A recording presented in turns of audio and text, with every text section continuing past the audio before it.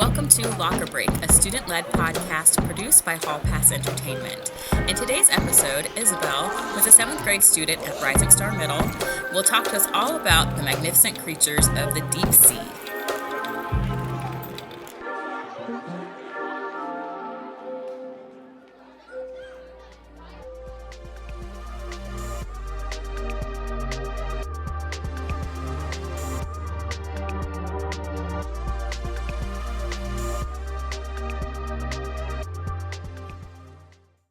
So, creatures of the deep, what do they hide?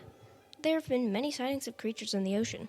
The planet has 8 million humans alone and an estimate of 3.5 trillion fish in the sea. However, those are mainly the ones we've seen from the shallows. Imagine how many new and interesting species could live beyond the crush depth. Some could be as small as a sea bunny, or maybe as big as a great white shark. Who knows what could lie underneath? There are roughly 34,800 fish species that we've discovered so far, and there are around 250,000 deep-sea creatures that have yet to be discovered. Imagination is the limit, just thinking about what they could do, what they could look like. But what have we humans done to discover these creatures?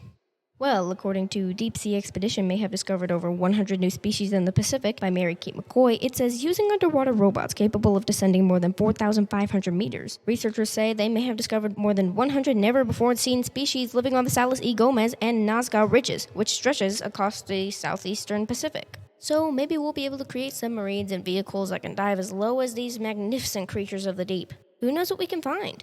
Maybe we'll find creatures like the isopod, my personal favorite, with a 170 to 2,140 depth meter. Or like the Cuvier's beaked whale with a 2,992 depth meter. Maybe we can find an animal that can go further than the Pseudolaparis snailfish, with an outstanding 8,336 meters deep. Must be pretty dark down there.